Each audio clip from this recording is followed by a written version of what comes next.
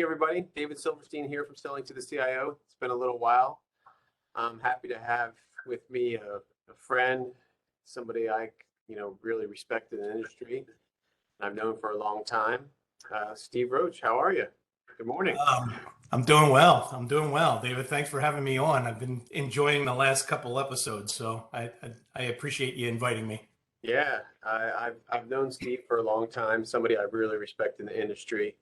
I figured it makes sense to have him on and share some of his secrets to success, how he's navigated his career, and lend some knowledge to some of the younger folks out there getting started and finding it difficult to navigate these kind of COVID waters that we've been dealing with for the last 2 years.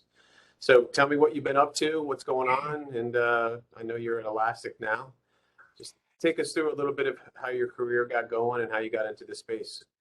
Yeah. No, glad to. So, you and I met when I was at NetApp and you were at Sun, and we were on a big project at one of our joint customers together, and just kind of stayed friends from there. But that's back when I was doing a technical role for NetApp. So I started at NetApp in a technical role as a systems architect, and during my 15-year run at NetApp, we did, I had a couple different positions, but at some point, I was more than just an SE. I was kind of acting in a sales role for a couple of accounts because there was a lot of transition between sales folks on those accounts. So, they just kept coming to me, whether it was a technical question or if they needed a quote. And that's what kind of, moved me over to, gave me the opportunity to move over to a sales role. And, I've been doing that ever since. Left NetApp, went to Dell, and, spent about a year and a half at Dell, and now over at Elastic selling software, and, really excited, really glad to have the opportunity to work at Elastic. It's a smaller company coming up, about 3,000 employees, about $1 billion in revenue, and it's just a rocket ship. It's just absolutely great products. And it's back to that, having conversations with our customers where we're actually helping them solve problems, right? So it's a lot of fun. Oh, that's awesome. Yeah, Steve's one of those guys when I'm out and about and we talk about different people and customers always say, hey, do you know Steve Roach? I'm like, yeah, absolutely. And your name always, is in that good vein, which is terrific, right? Because I've heard opposite when dealing with other sales reps, but you have a lot of respect throughout this area, and I've always enjoyed working with you, whether we're competing, working together. So I appreciate the friendship, and I appreciate you coming on today. So let's get into it. I always thought you had. You're one of those sales guys who has a little bit of advantage over some of those ordinary dum-dums, right? Not to don't mean it quite like that, but you have that technical acumen along with that business acumen, which I think is really nice, right? Because you do a great job of being able to go on that first call, without a so-called pre-sales engineer, and just really doing a nice job figuring out what the opportunity might be, and then going back to the house and getting the technical folks when you need them. So I always, I envy that, and I think that's definitely a nice advantage to have. So I encourage all salespeople out there to, learn your product, right? You do a good job of it. There's a lot of folks out there that really don't know what they're selling, right? And I think that's really important. That comes across to the customer as well. Yeah, no, I appreciate that. And it goes along with a philosophy that I always tried to follow and agreed with, because I try to sell the way I like to be sold to, right? So I want someone that understands the product. Using a car as an example. How many times have you gone on a test drive and you asked a couple of questions and the guy's like, I don't know how that works. Right? That doesn't go over so well. But yeah, no, it's funny you say that. People either find that helpful or not. I had two funny stories. I remember being in a meeting, and my technical guy that was going to, supposed to attend with me couldn't make it. There was some hold up with traffic or whatever. So, I mentioned to the customer, well, let me get on the whiteboard and whiteboard it. And he was like, whoa, wait a minute. Like, it's great that you're the sales guy, but let's wait for the technical guy. So, some people appreciate it, some don't. Another funny story was I was, in the middle of an interview, and I was asking questions about the technology, and the guy stopped me. He goes, "Are you interviewing for the sales role or the technical role?" And I said, well, sales role. And he goes, you're asking a lot of technical questions. And I just said, I really like to understand my products inside and out. And it goes back to, again, that philosophy that I always try to follow, that, I want a customer for life. So I want to make sure if I solve their problem, I solve it correctly, not just get a PO and move on to the next order, right? So it's all about doing the right thing for the customer and really understanding, how our solution can help them solve a problem. Yeah, I think a lot of younger career folks don't understand that the customer for life philosophy that you have Yeah. is really important because I tell people, listen, you're not going to be at this job forever. Let's listen. It's the average person changes jobs 8 times in their career, right? And you want to be able to take these customers with you, Yeah. right? And if you're just trying to sell, sell, sell, and then you're doing the wrong things and the wrong behavior, not having that mentality in your head that, hey, I want this person to come with me throughout my career. Do the right things, and you've done that. You've done a nice job of that, and that's how I've kind of built my career as well.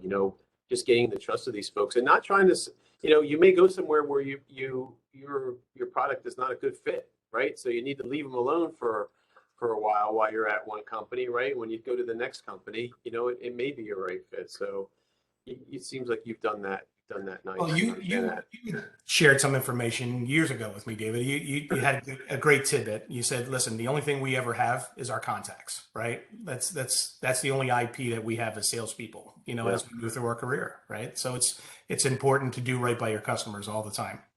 Yeah, that's a great point, right? I don't have all that intellectual property of the technology, so I can't retain so much, especially as I'm, moving along my career. I can't remember everything the way that I want to or that I should. But you're right, the contacts and the relationships that you build throughout your career, that's perfectly said, right there. That's my intellectual property, and Yeah. you've done the same, but plus you have that acumen along the way. So you've been a manager as well for a long time, and you've done a nice job building teams. And what are you looking for in salespeople these days? What do you think's important, besides trying to clone yourself, right? Which is very difficult to do. But Yeah. what are you seeing these days in some of the your journey over the last couple of jobs? What are you seeing Yeah. out there? That's an interesting one, right? So, I think it depends on, the company at the time that I'm at. I think I would look, at something different if I were hiring at Elastic for a sales team than I would, back when I was at NetApp, right? At NetApp, we had a lot of big accounts, big enterprise accounts. So you really wanted a relationship person.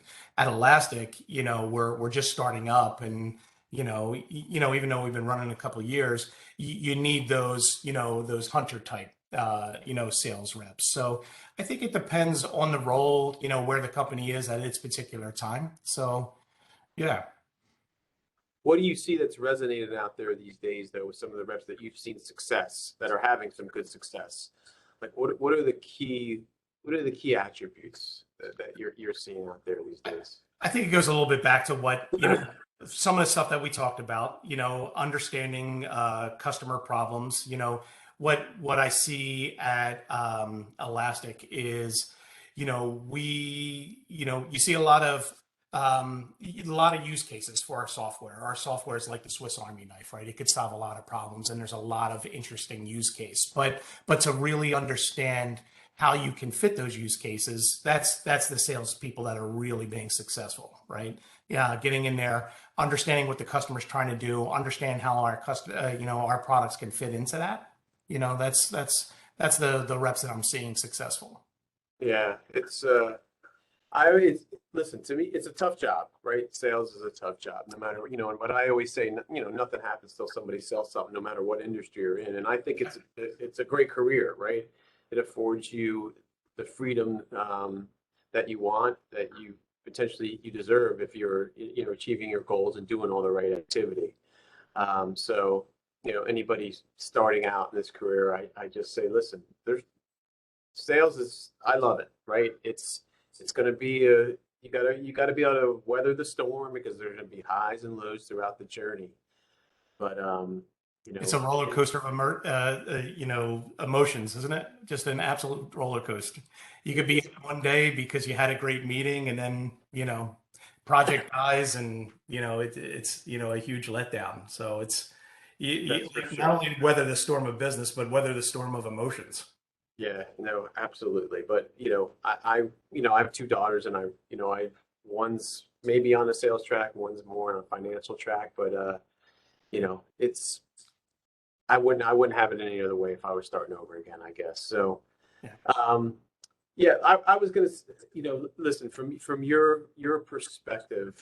Um, I don't,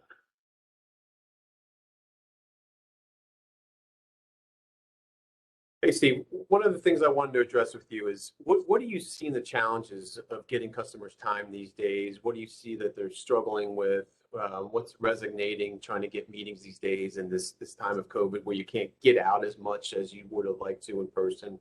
What are you seeing out there, the landscape these days? Yeah, that's a great question. I mean, the getting time with folks, everybody's crazy busy, right? You know how it started with COVID, right? We all did the virtual happy hours, and then we did the virtual happy hours with trivia games. We all tried whatever we can get, but we were all thousands of people trying to get the same people, right? So not only were people crazy busy before COVID, it's even more now because there's Yeah, no travel time, there's no break.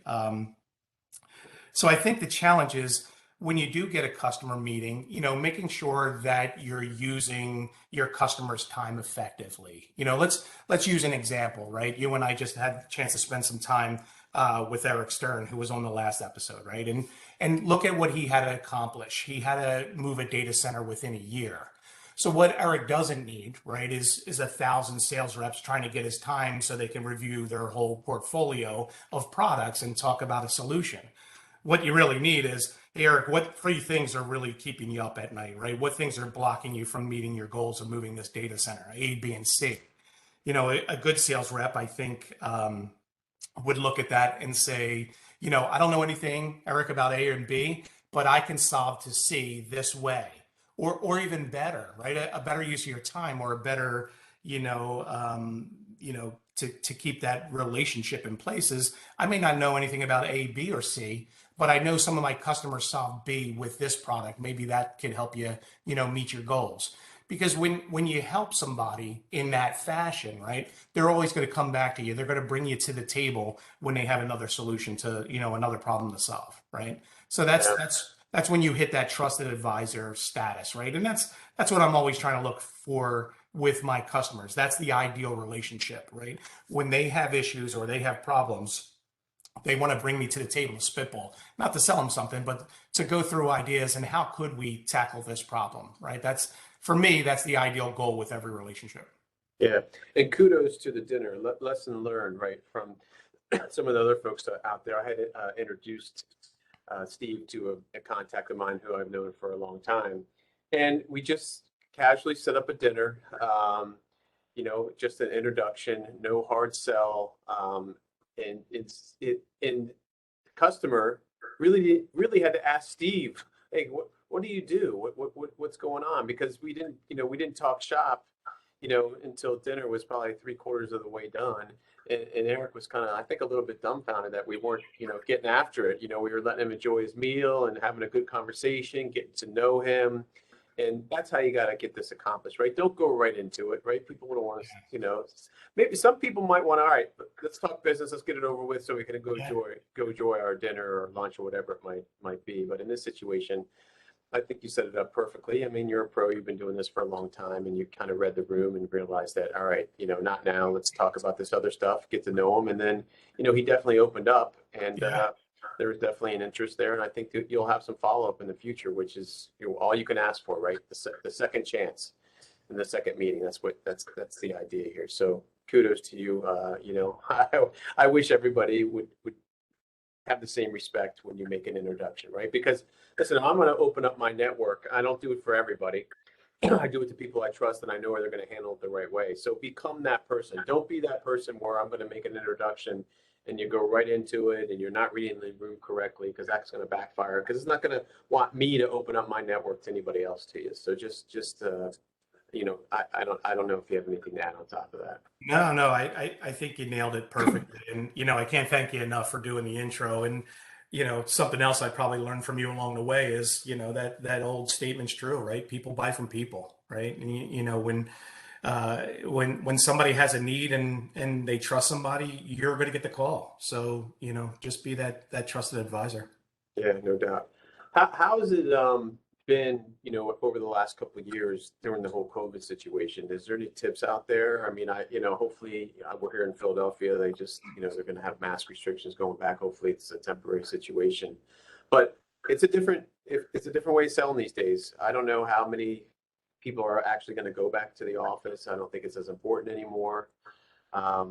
Have there been some techniques or certain things that you've seen working? The WebEx thing the Zoom meeting gets old after a while. So any thoughts on that? What good tactics you guys are using to get in front of customers? Yeah, that's hard. It's a great question, and it's hard. And I think that what we've all been working through over the last, 2 years as sales professionals, right? I think what's helped for us is, after the first onslaught of, thousands of Zooms and WebExes and, Google Meets is, just providing good content that customers can come and, learn. We do a lot of lunch and learns. We hold them at 11 o'clock. We provide an Uber Eats gift card, but we make the information as most relevant as we can for the folks that are attending. And we find the more detailed information or the more specific information we can get for the customer, the better we have attendance wise, right? So I think it's about the content, right? Nobody wants to do the bake the cookies or make the cake, events anymore, right? We all have families and, other things to do. And so that, and, thank God we're starting to see things lighten up, right? People are looking to get back to, getting out for a lunch or a dinner or, maybe a meet and greet. But to your point, some people won't ever go back to the office. I mean, I've had a couple customers that when we jump on Zoom, they shared with me, they moved, right? So they know they're never going back to the office. So they took the advantage to, move to another area of the country that they preferred to live in, because their days are spent on Zoom. So yeah, I don't think we ever get back to 100% to what it was before. We just got to look for the new norm. Yeah, no, absolutely. You always got to pivot and recreate yourself and figure out a new way. So that's why this game's still fun and keeps us young, right? So as we wrap up here, we're coming up against it. If you had to go back and give somebody else starting, the 25-year-old Steve Roach, we've been both doing this for almost 30 years now, which is I can't believe. What advice would you give to somebody starting out in this industry, in this business? What would be some everlasting words you would share? I would just say, be yourself. Don't try to be a sales guy. Be yourself. Always look out to the best interests of your customer, right? And sometimes that means walking away from a sale, right? And sometimes the best answer is to say, no, I can't help you, right? And that's better in the long term, right? So always look out for the best interest for your customer, and it'll always come back, right? It'll always come back to you, right? They'll remember that and call you up and, invite you in. So yeah, I couldn't agree with that more, right? You build these friendships, a lot of your customers the same way as me have become some of your closest friends, right? You've gone to their weddings and you've seen their kids grow up, you've seen their careers progress, and they've taken you along for the ride, which is that's the most important thing, right? So I like that advice. So Steve, it's been a pleasure, man. It's I know we get to work together, get to see each other often, which I really appreciate, because I like to hang with people that I enjoy and do it the right way. So it's great. Not enough, David. We don't hang out enough. We'll get a cigar soon for sure. Sounds good. Always up for that. Yeah. So thanks a lot. Good luck. Continue. Yeah. Thanks for having me. You got it. Take care.